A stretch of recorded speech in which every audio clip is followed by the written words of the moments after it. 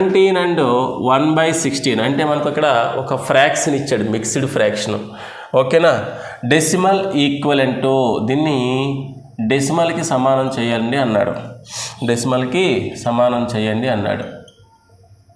Equivalent as, మరి ఈ question ఎప్పుడు ఇచ్చాడు సార్ అంటే జేఎన్వి 2013కి ఇచ్చినటువంటి క్వశ్చన్, నవోదయలో 2013కి ఇచ్చినటువంటి క్వశ్చన్ 6th క్లాస్ ఎంట్రన్స్లో. సో మరి చూద్దాం, ఆప్షన్స్ కానీ చూసుకున్నట్లయితే 17.625, సెకండ్ ఆప్షన్ చూస్తే 17.6025, థర్డ్ ఆప్షన్ కానీ చూస్తే 17.0625, ఫోర్త్ ఆప్షన్ కానీ చూసుకున్నట్లయితే 17.0525. ఓకేనా, సో మనకి ఏమన్నాడు సార్ అంటే 17 and 1/16ని డెసిమల్ ఫామ్లోకి మార్చండి అన్నారు. మరి నేను ఎప్పుడూ కూడా చెప్పేది ఒకటే, 17 and 1/16 ఉందంటే దీన్ని 17 పాయింట్గానే రాయాలి. మరి 17 పాయింట్ తర్వాత ఏమొస్తుందని చెప్పేసి మనం ఇప్పుడు డిస్కస్ చేస్తాం.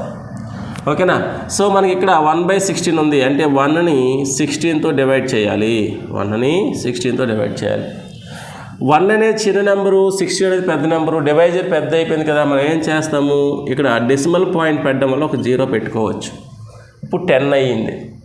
అయినా సరే ఇంకా సరిపోదు, 16 కంటే 10 అనేది చిన్నదే. సో మరొక 0 అనేది సబ్స్టిట్యూట్ చేస్తే మరొక 0ని సబ్స్టిట్యూట్ చేసుకోవాలి. ఓకేనా, ఇలాంటప్పుడు ఏం చేయాలి, 16 6 96 కట్ అయిపోతే 4 మిగిలింది. సో 17.06తో ఆన్సర్ ఏదైనా స్టార్ట్ అయ్యిందా అందులో?